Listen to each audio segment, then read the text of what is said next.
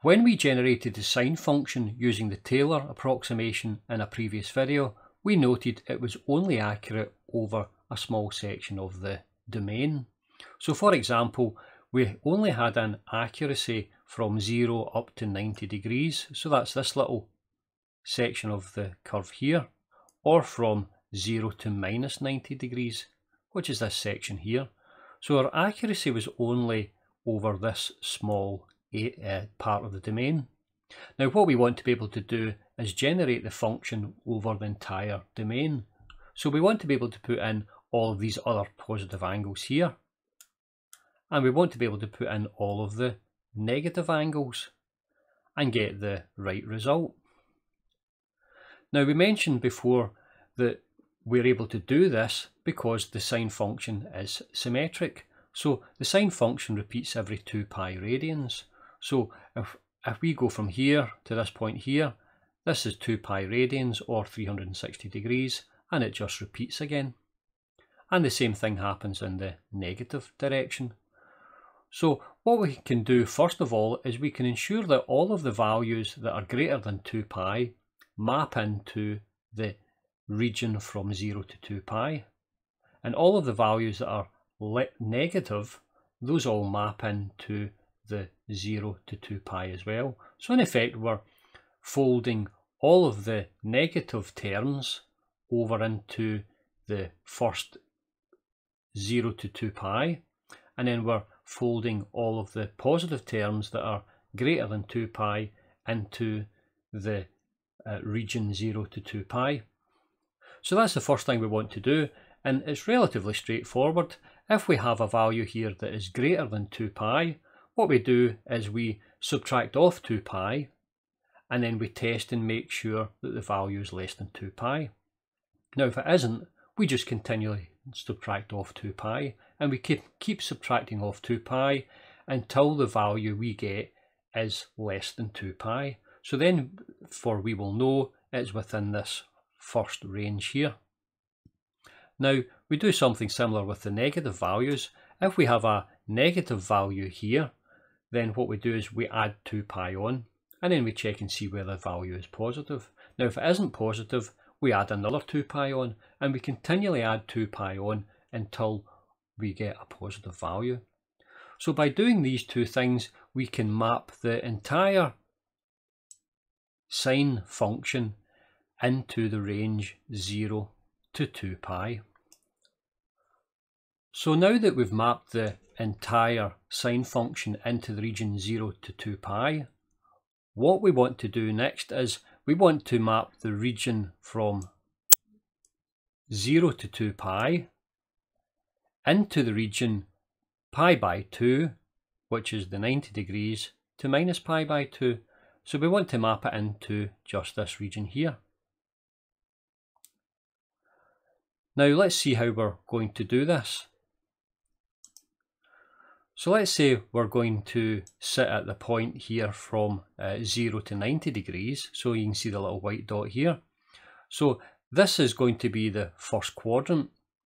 Now when we're in the first quadrant, we don't have to do anything special. We just work out the sign of the function and we get the right answer.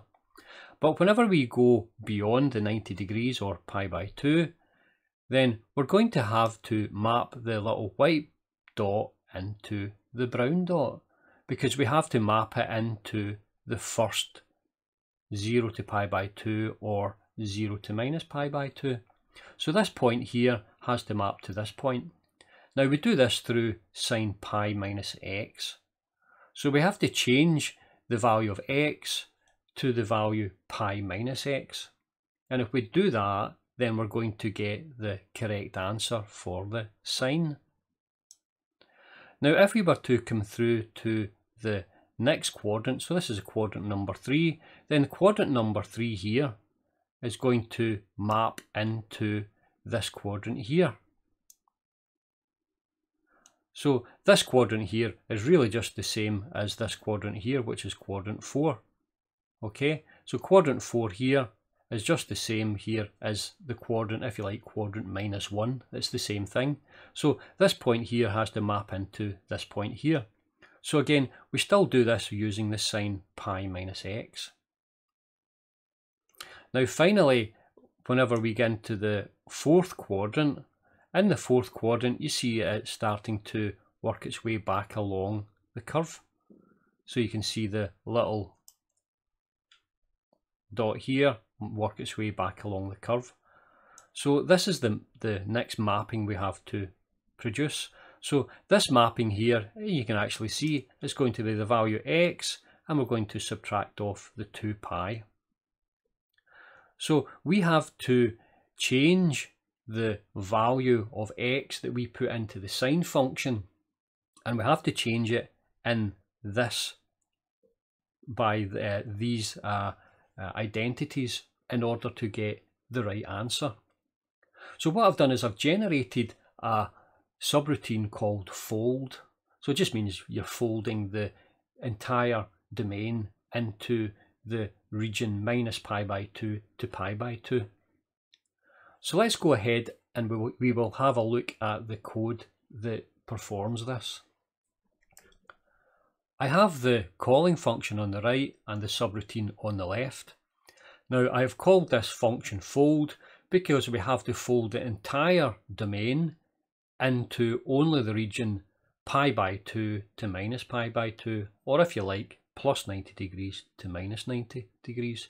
So we take the value of x, which is the entire domain, and then we pass it into this subroutine called fold. The subroutine takes the entire domain and then it maps the points into the points minus pi by 2 to pi by 2. And then it returns that value here, so we get the new value of x. So now we've got the new value of x, what we can do is we can take that value of x and pass that value into the sine function. And then the sine function will work over the entire domain. Now let's look at the subroutine. We do our housekeeping up here. And the first thing we're going to do is check and see whether the value we put in for x is negative. Now if it is negative, then we're going to add 2 pi onto it until eventually we get a positive value. So you can see down here we come down and we check here to see whether the value is negative. Now if it is negative, it just jumps down to this loop 1. Now within this loop 1 here, we add on the value of 2 pi, and this is the adding 2 pi line here. And then we check and see whether the value is a positive value. So if it isn't a positive value, we jump back up to this inner loop. So we jump back round here and we add on 2 pi again. And we continually add on 2 pi until eventually the value of x is positive. Now, whenever the value for x becomes positive, we can jump down to the final part here, which is called fold. So we won't talk about fold just now. Let's say, for instance, we were up here and the value that we put in wasn't negative. If the value we put in was positive, then we jump down to this section here. So in this section here, we're going to subtract off the value of 2 pi. And then we're going to check and see whether the result is less than 2 pi. So this is all the positive values that are greater than 2 pi. And we continually subtract off the 2 pi until eventually the value we get is less than 2 pi. And at that point here, we jump back, we continue down to the fold section. So this is the fold section here. So this is us, in effect, when we get to this point here, we will have folded all of the negative values into 0 to 2 pi and all of the positive values that are greater than 2 pi into the value 0 to 2 pi. Now when we get to the fold section, we know we're going to be in quadrant 1, 2, 3 or 4, and we're going to have to do different things depending on which quadrant we are in. And we've seen that if we are in quadrant 1, we don't need to do anything to the value of x, it just remains the same. If we're in quadrant 2, we need to change the value of x to pi minus x. Quadrant 3 will be pi minus x, and quadrant 4 will be x minus 2 pi.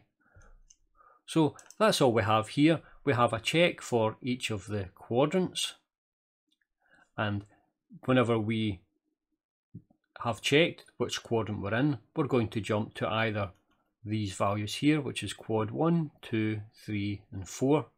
Now the quad 1, 2, 3 and 4 just generate those little identities.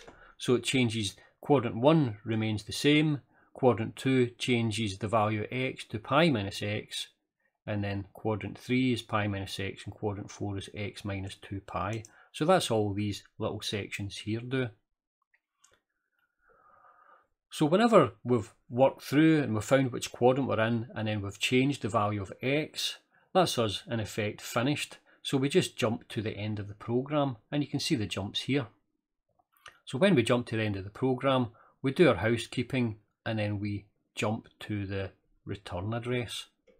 And we've returned the value, we pop the value onto, we push the value, onto the stack for each of these, and then we return to the calling function, and that means we can then pop the values back off of the stack into fold x, and that's the end of the program. So let's quickly see this working. So what I have done is I have added the fold function into the sine subroutine. So you can see here that within the sine subroutine we get the value of our x, so our x gets popped into register R1. But then what we have to do is we have to take the x and push it into the fold routine. So we push it onto the stack again, and we jump to the subroutine fold. So it goes through the subroutine fold, which we've just seen, and then it returns back up to this point here. And then at this point here, we pop the correct value off into register R1. So now we're able to generate the sine of that value, and it's going to be the correct value because it's going to be in the range from minus pi by 2 to pi by 2. So the value that I've picked here is pretty much one at random. So it's minus 22.346. So if this works out right, then the actual value that we should get for this whenever we generate the sine function, if we head into the calculator, so we're going to go in here and we're looking at the in radians, the sine of, and it is the value minus 22.346. So I put in minus 22.346, and we should be getting something around about, it should be 0.34745. Now whenever I change this into our fixed point values, again it should be 0058. So this is the answer we're hoping to get whenever we run this on our machine. So let's go and run this now. So that's me loaded the new sine subroutine with the fold section added into the ROM, and I've also added in the program for generating the sine of that value into the RAM, and you can see it's running away nicely here. Now it will take a minute or so for it to run up and generate the correct answer. So I will pause the video here and we can head back in a minute or so with the correct answer. So that's the simulation finished. Let's drop in and we'll see what the result is. Now we're expecting to get 0058, but we're a little bit out. We've got 005C, so we're 8, so that's 9 A, B, C, so 4 units out. But of course this is just due to rounding. With our fixed point system here with 8.8, we can't expect to get any more than maybe 1, possibly 2 decimal places of accuracy. So let's go in and we will see the position of this within the actual sine function, and we'll see how accurate this result is. Now when we put the original result into the calculator, we had minus 22.346. Now we know we're going to have to add 2 pi, so we go plus 2 pi, and we go plus 2 pi again, and we keep adding on 2 pi until we get a positive number. So finally gives us this number here, 2.767867. So this is the actual point within the 0 to 2 pi range. So let's go and we will put this into our graphical calculator. So we have our original point minus 22.346, which is away along here, and we've shifted it along 2 pi, 2 pi, 2 pi, and another 2 pi, and it's landed up at this point here. So this is in quadrant 2. So now it's in quadrant 2, we have to fold it over back into quadrant 1. So it folds over to this point here. So that's going to be the pi minus this x1. Now, whenever we actually have a look at that point there, and we see the value in it, you'll see we've got the value 0.347. So this is what we expect the result we expect to get, and this was the 0058, but we don't get this, we get the 005C. So let's put the 005C in and we'll see where that is. So I have gone ahead and added in the actual value that we get whenever we run the simulation. So you can see the two values here. The value we want to get to is the 0.3475. Now I haven't added in the errors in the approximation due to the Taylor series in this example. So I've just left that out just to simplify this a little bit more. Now the actual value that we're going to get is 0.3594. So you can see that we're correct to 1 decimal place and almost 2 decimal places, which is what we kind of expect for an 8.8 fixed point system. Now the actual percentage error here between these is about 3%. So you can see here that we are getting errors introduced, but we expect those errors due to the rounding process of the fixed point system and also the rounding within our actual simulation or our code. But it means that we're able to generate the sine function accurately or reasonably accurately over the entire domain. Now one other thing to note just before we finish, we've generated the cosine function using the separate Taylor series approximations. Of course we don't need to do that. We can just generate the cosine function directly from the sine function. It's just a matter of shifting. So we can do that next. We will generate that cosine function, and that will do for our trigonometric functions. So thank you for listening. I'll get you on the next video. Goodbye.